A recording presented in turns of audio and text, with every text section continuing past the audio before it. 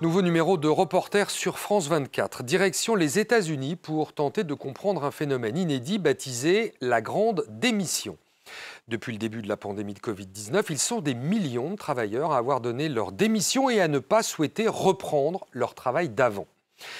Fanny Allard, bonjour, vous êtes correspondante de France 24 aux États-Unis. Dans le reportage qu'on va découvrir, vous donnez la parole à d'anciens salariés qui ont renoncé à revenir dans leur précédent emploi. Quel est leur point commun ? Mais écoutez, ils ont en commun d'évoluer dans un univers de l'emploi très dynamique et volatile où les employés sont peu syndiqués et où, contrairement à la France, le statut des travailleurs est fragile. Mais surtout, ils ont en commun d'en avoir pris conscience et d'avoir décidé de changer de vie et de profiter de ce moment pour faire évoluer leurs conditions de travail. Et cela malgré des profils très différents, car comme vous allez le découvrir dans ce reportage, cette grande démission concerne tout le pays. Alors on part aux États-Unis avec ce reportage que vous avez signé avec Mathieu Mabin pour France 24.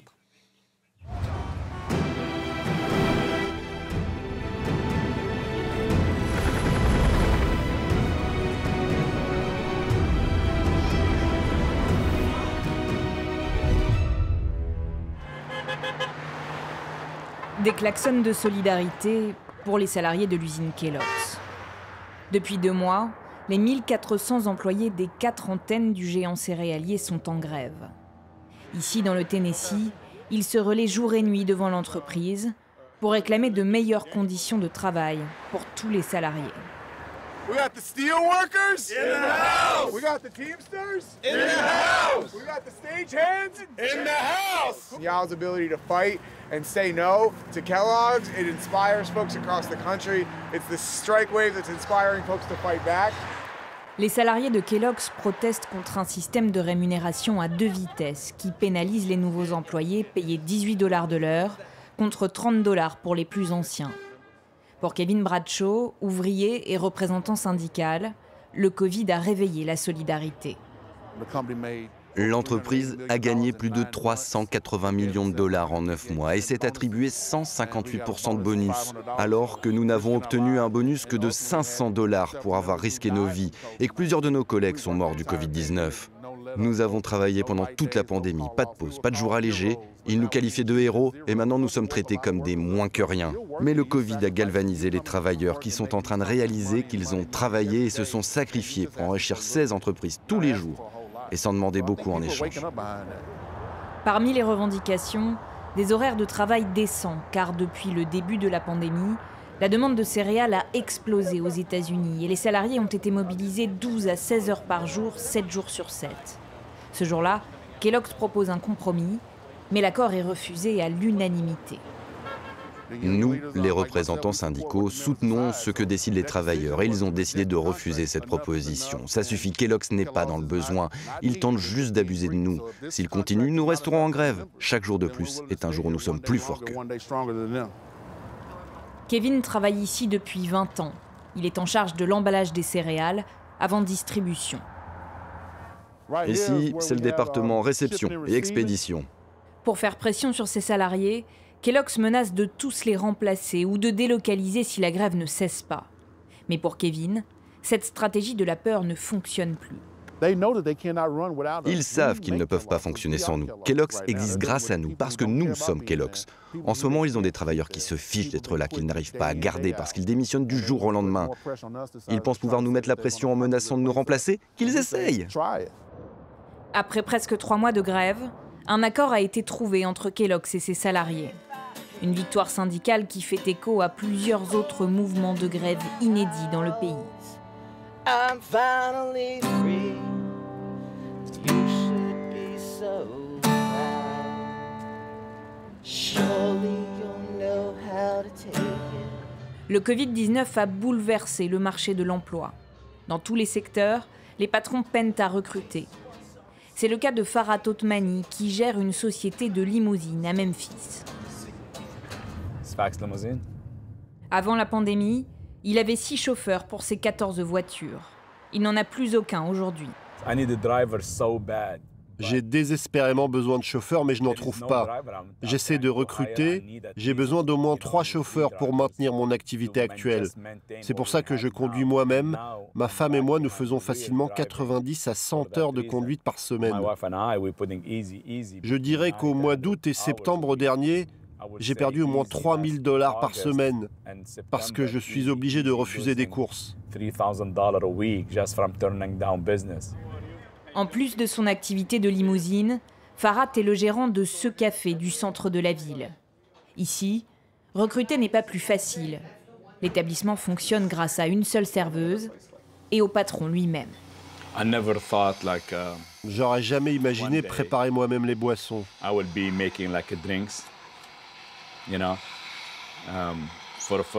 Quand j'ai ouvert ce café les premières années, c'est pas comme ça que je voyais les choses. Mais avec la pandémie, le manque de travailleurs, je suis bien obligé de faire ce qu'il faut pour prendre soin des clients et prendre soin de mon commerce. Ce matin-là, Farhat fait passer un entretien d'embauche à un jeune homme qui hésite entre 2 offres d'emploi. Alors pour être certain de le recruter, Farhat est prêt à offrir plus que le salaire minimum de $7,25 de l'heure dans le Tennessee. Tu seras payé à l'heure toutes les 2 semaines.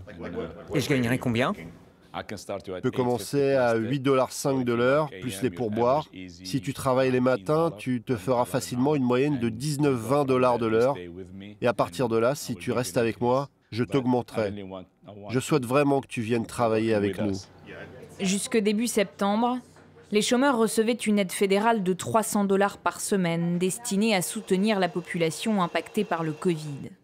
Mais le Tennessee, comme 25 autres États, a mis fin à cette aide dès le mois de juin dans l'espoir que cela pousserait les Américains à retourner au travail. Les chiffres pourtant n'indiquent pas de reprise significative de l'embauche. En novembre, 4,5 millions d'Américains ont quitté leur emploi, un nombre jamais atteint en 20 ans. Je crois que les gens prennent conscience que leur temps est précieux. Par exemple, moi, j'ai quitté un boulot 6 mois après le début de la pandémie. Ce n'était pas très épanouissant, je ne m'y plaisais pas. Moi, j'aime travailler en communauté, comme dans les cafés. Alors, c'est sûr, je gagne beaucoup moins bien ma vie.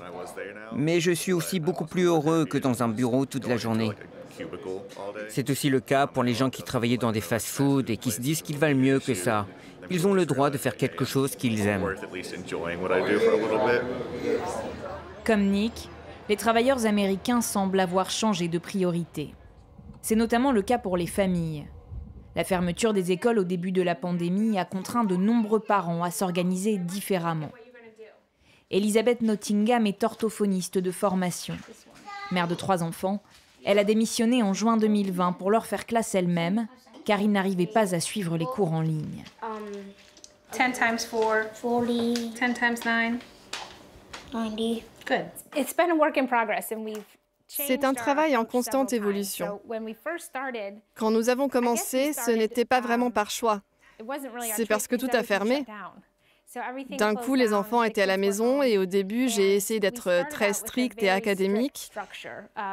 À 9h mathématiques, à 10h récréation, à 11h sciences. Ça a marché un temps. Et puis nous avons évolué vers notre propre manière de faire, plus naturelle. Démissionner n'a pas été une décision facile pour cette femme ayant travaillé toute sa vie. Désormais, le foyer dépend uniquement des revenus du père de famille. Mais le couple a décidé ensemble de continuer ce système éducatif malgré la réouverture des établissements, privilégiant ainsi le bien-être au confort financier. Continuer l'école à la maison cette année était la bonne décision pour nous. Ça nous permet d'avoir le contrôle. Tout est encore tellement incertain. On ne sait pas si les écoles vont à nouveau fermer et recommencer l'enseignement en ligne. Et puis avant le Covid, nous étions une famille très occupée. Nous courions partout, les enfants étaient dans le bus à 7h30 du matin. Nous nous dépêchions d'aller au bureau, puis de rentrer à la maison pour faire les devoirs, les leçons de sport, le dîner. Nous avons ralenti le rythme et la priorité est vraiment devenue la santé et la sécurité de nos enfants et de notre famille. Nous ne pouvons pas revenir à la façon dont nous vivions avant. Un point de vue partagé par les enfants d'Elisabeth, qui ne veulent pas retourner à l'école publique. J'aime la flexibilité que permet l'école à la maison. Certains jours, je ne fais rien si je n'en ai pas envie. Et d'autres jours, je travaille beaucoup. Et puis, je reçois plus d'attention individuelle qu'à l'école avec une vingtaine d'autres élèves dans ma classe. Avant 2020, un peu plus de 5% des familles américaines déclaraient faire école à la maison. En bientôt 2 ans de pandémie, ce nombre a doublé et la famille Nottingham fait partie des désormais 11% d'Américains ayant choisi ce mode de vie. Elisabeth reçoit ce jour-là la visite d'une de ses anciennes collègues, Karen, qui, elle, n'a pas quitté son emploi de peur de ne pas s'en sortir financièrement. Les 2 femmes ne se sont pas vues depuis le début de la pandémie. Alors, comment ça se passe, l'école à la maison ?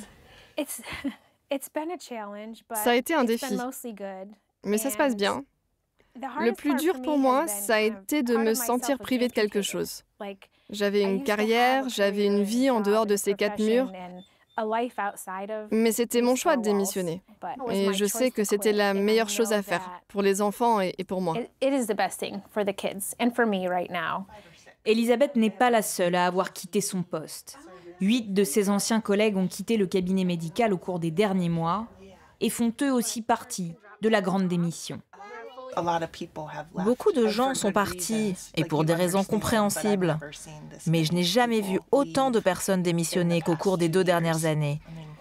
Tout le monde aime notre entreprise. Nous avons vraiment un bon environnement de travail. Et pourtant, je sais que tout le monde pense à démissionner. Bien sûr, j'ai pensé à reprendre mon travail. J'ai aussi eu quelques offres d'emploi, mais je ne peux pas y retourner. C'est difficile à expliquer. Je ne peux pas. C'est tout mon état d'esprit qui a changé. Et une fois qu'on a goûté cette liberté, c'est inimaginable de penser travailler pour quelqu'un d'autre.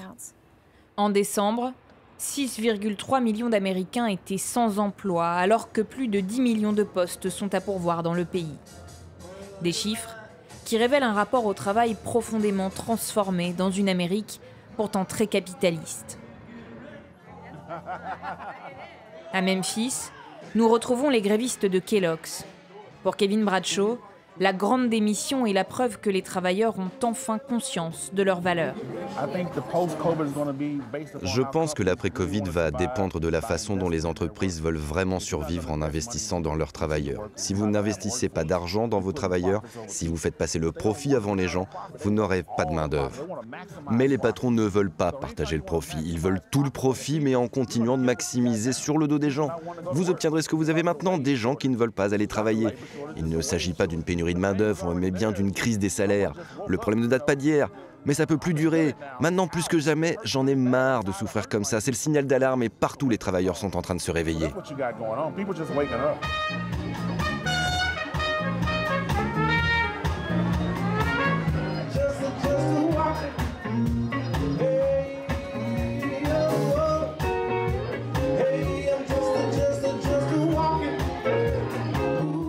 Pour la première fois dans l'histoire des États-Unis, le rapport de force est inversé entre patrons et salariés. Les travailleurs sont en position de force et le revendiquent, une tendance qui pourrait bien devenir la norme. Les salaires ont augmenté de plus de 4,5% en 2021, preuve de la forte concurrence entre les employeurs pour trouver de la main-d'œuvre.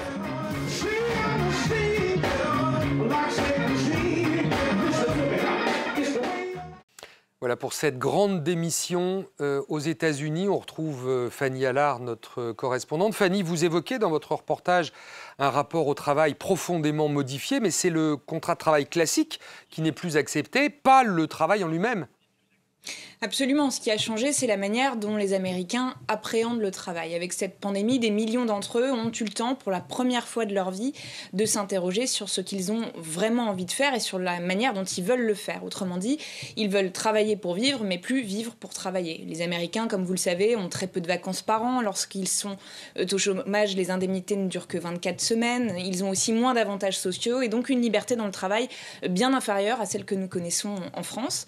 Et avec cette pandémie, certains ont découvert le travail à distance et se sont rendus compte que cela leur donnait une vraie liberté de mouvement, mais aussi la possibilité de passer plus de temps en famille, tout en étant aussi productifs. D'autres ont tout simplement réalisé qu'ils n'étaient pas épanouis dans leur emploi et ont décidé de changer de carrière. Et puis enfin, beaucoup de travailleurs ne veulent plus accepter d'heures supplémentaires sans être payés davantage. Et le contexte de pénurie de travailleurs, cette grande démission qui fait l'objet du reportage, eh bien, leur donne un moyen de pression inédit pour demander des augmentations de salaire. Donc si vous voulez, le rapport de force est en quelque sorte inversé. Oui, on l'a vu notamment dans le cas de cette usine Kellogg's sur lequel s'ouvre votre reportage. Alors, dans quelle mesure cette situation peut-elle durer alors que les États-Unis, comme le reste du monde, font face à une inflation galopante ? C'est la question que tout le monde se pose et ce sur quoi misent d'ailleurs certains employeurs pour l'embauche dans les mois à venir. L'inflation est effectivement au plus haut depuis 1982, 7% d'augmentation sur l'année 2021, ce qui met en difficulté les Américains dans leur vie quotidienne, d'autant que les aides gouvernementales se sont arrêtées il y a plusieurs mois déjà. On sait également que de nombreux travailleurs ne sont pas encore retournés sur le marché de l'emploi en raison d'inquiétudes sanitaires, mais si vous voulez, ils sont une manne en sommeil et dès que le virus sera contenu, ils reviendront sur le marché du travail, ce qui risque de diminuer considérablement le pouvoir de pression qu'ont les employés à l'heure qu'il est. Je vous propose d'ailleurs d'écouter à ce sujet Mark Zandi, économiste américain, qui alerte sur la situation dans les mois à venir. Les gens ont épargné pendant la pandémie parce qu'ils ne pouvaient pas dépenser, mais l'argent commence à être dépensé à nouveau, les ressources s'amenuisent, ce qui veut dire qu'il va y avoir une pression financière de plus en plus importante sur les ménages à faible revenu qui va les pousser à retourner au travail. L'inflation a tellement augmenté qu'elle pourrait peser sur le pouvoir d'achat, surtout si elle n'est pas prise en compte dans les salaires à l'avenir. Ça pourrait vraiment devenir un problème. Voilà pour ce contexte donc de cette grande démission aux États-Unis et ce problème d'ailleurs touche d'autres pays que les États-Unis, notamment la France. Merci beaucoup pour ces explications, Fanny Allard. Vous étiez avec nous depuis Washington, vous êtes correspondante pour France 24. C'est la fin de cette émission, merci à vous de l'avoir suivi. On se retrouve la semaine prochaine pour un nouveau numéro de Reporter sur France 24.